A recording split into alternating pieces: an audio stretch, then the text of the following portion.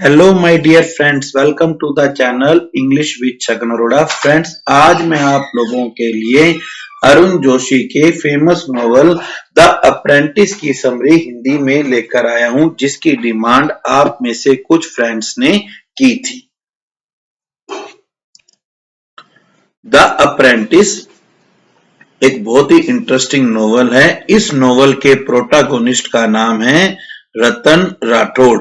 रतन राठौड़ अपनी जो लाइफ की स्टोरी है वो एक एनसीसी कैंडिडेट को बताते हैं। ये एनसीसी कैडेट न्यू दिल्ली में रिपब्लिक डे परेड में पार्टिसिपेट करने आया था। तो रतन राठौड़ उसे अपनी लाइफ की स्टोरी एक एपिसोड के रूप में बताते हैं, जिसमें वो ये बताते हैं कि किस तरह उनका बचपन बीता और उसके बाद किस तरह से उन्होंने अप्रेंटिसशिप की और बाद में किस तरह से वो एक टेंपल की सीढ़ियों पर बैठकर जूते पॉलिश करते हैं, जो कि उनके लिए एक तरह से अपने पापों का प्रायश्चित है। तो हम ये कह सकते हैं कि ये नोवेल द अप्रेंटिस जो है वो रतन राठौड़ के इनोसेंट एडोलसेंट, उसके मैनली एक्सपीरियंस और उसके सेंटली एक्सप्लॉइटेशन पर बेस्ड है। रतन राठौड़ हमारे सामने अपने बचपन का एक बैकग्राउंड बताते हैं कि किस तरह से उनकी लाइफ उनकी फादर की डेथ से पहले थी और किस तरह से उनकी फादर के डेथ के बाद उनकी लाइफ चेंज हो जाती है। रतन राठौड़ के फादर एक बहुत ही फेमस लॉयर थे, लेकिन उन्होंने अपनी अच्छी भले लॉयर की प्रैक्टिस को देशभक्ति के लिए छोड़ दिया था। और रतन ने ये देखा था किस तरह से उसके फादर मर रहे थे, क्योंकि वो एक बार एक जुलूस में भाग लेने गए थे, जो जुलूस अंग्रेजों के खिलाफ निकाला जा रहा था, और वहां पर एक ब्रिटिश सार्जेंट ने उन्हें बहुत बुरी तरह से पीटा था। रतन राठौड़ जो कि मिडिल क्लास फैमिली के थे, अब जब उनके फादर एक्सपायर होते हैं तो उनके फादर ने उनको एक आइडियलिज्म, एक आदर्शवाद दिया। और दूसरी तरफ उनकी जो मदर है वो एक लेडी हैं और उन्होंने उनको एक प्रैग्मेटिज्म, एक व्यवहारिक ज्ञान दिया। अब इन दोनों के बीच में रतन राठौड़ फंस जाते हैं। एक तरफ उसके फादर हैं जिन्होंने देश के लिए अपनी अच्छी भली वकील की प्रैक्टिस को छोड़ दिया जब गांधी जी ने कहा कि आओ देश के लिए हम कुछ करें, और वो मोरल वैल्यूज को बड़ा हाई मानते हैं। उन्होंने अपना सब कुछ देश के लिए अर्पण कर दिया। दूसरी तरफ उसकी माँ है जो कि जो उनके हस्बैंड ने सैक्रिफाइस किए थे वो उससे डिसइल्यूजन्ड है। वो सारा टाइम फिजिकली, मेंटली और इकोनॉमिकली सफर करती रही हैं, इसलिए वो मनी के प्रति सिनिकल एटीट्यूड रखती हैं। वो कहते हैं कि मनी ही है जो इस दुनिया में इंसान की लाइफ को खुश रखती है। एज ए स्टूडेंट रतन राठौड़ के भी जो आदर्श थे वो उनके पिता की तरह थे, और उन्होंने सोचा था कि जब देश आजाद हो जाएगा तो देश के लोगों की जिंदगी बदल जाएगी। लेकिन आजादी के बाद उनकी जो सारी उम्मीदें थी वो चकनाचूर हो गई थी। उन्होंने ये सोचा कि अंग्रेजों से भी ज्यादा बुरे तो हमारे देश के नेता हैं। ये जो समस्या है वो इतनी ज्यादा बढ़ गई थी कि उन्होंने इसको एक नई स्लेवरी, नई गुलामी का नाम दे दिया है। उन्होंने कहा हाँ, ये नए मालिकों के सामने एक नई गुलामी है। अब रतन राठौड़ की जो मदर है उनको टीबी हो जाता है और उनके पास इतने पैसे नहीं होते हैं कि वो अपने मदर का इलाज करवा सके। जो लोग उनके फादर के नाम के गुण गाते थे, फादर के मरने के 1 महीने के बाद ही उन लोगों ने अपना मुंह मोड़ लिया और रतन राठौड़ की मां टीबी के कारण तिल तिल कर कर मर गई। इसके बाद रतन राठौड़ दिल्ली आ जाते। दिल्ली तो आपको पता है सिटी ऑफ अपॉर्चुनिटी है।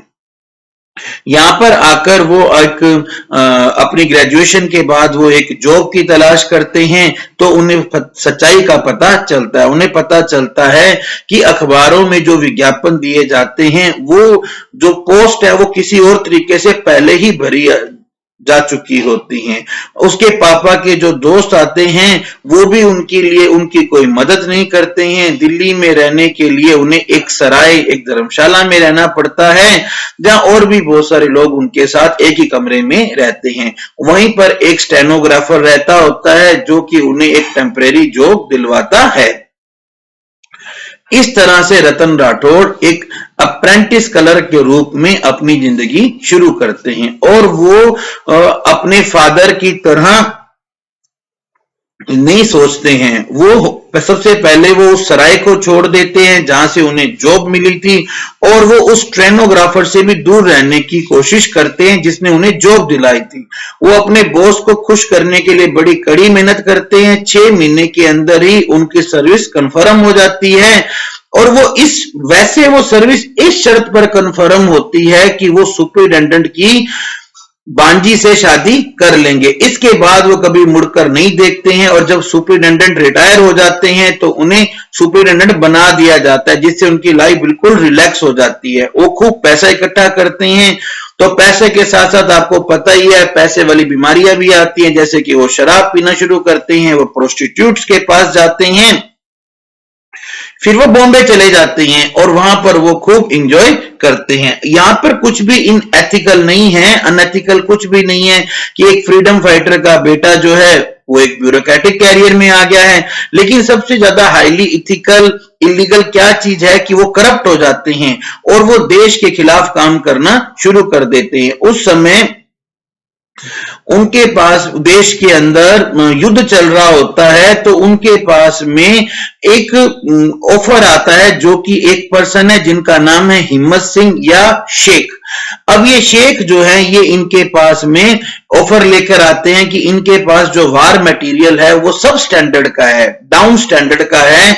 तो वो उसे कहते हैं कि इंडो चाइना वार में आप इस वार मटेरियल को यूज करने की परमिशन दे दीजिए और अपने देश के लोगों की जान की परवाह किए बिना रतन राठौड़ इसकी परमिशन दे देते हैं। अब ये जो समस्या है ये बहुत ज्यादा खतरनाक है। रतन राठौड़ को ये मानना होता है कि उनके जो वो कहते हैं कि कुछ नहीं होता, लेकिन उनके एक फ्रेंड है, उनके एक बेस्ट फ्रेंड है जिनका नाम ब्रिगेडियर बताया गया है। तो ये ब्रिगेडियर साहब जो हैं ये इंडो चाइना वार के ऊपर बॉर्डर पर युद्ध कर रहे होते हैं और ये उस जो लो क्लास मटेरियल है उसके कारण ये लड़ने से मना कर देते हैं, जिसके कारण इनको बहुत शेम उठानी पड़ती है और ये सुसाइड कर लेते हैं। जब रतन राठौड़ को यह पता चलता है कि इस सुसाइड का कारण तो वो खुद हैं, क्योंकि उन्होंने ये सब स्टैंडर्ड का मटेरियल मंगवाया था और इसके लिए वो जब हिम्मत सिंह से कंफर्म करते हैं तो हिम्मत सिंह कहते हैं कि भाई मैंने आपको पैसे दिए थे और आपने परमिशन दी थी, यानी कि इस मर्डर के दोषी जो हैं वो आप हैं। जब ये बात रतन राठौड़ को समझ में आती है तो उसके बाद रतन राठौड़ जो हैं वो अब अपने पापों को दूर करने का एक उपाय सोचते हैं।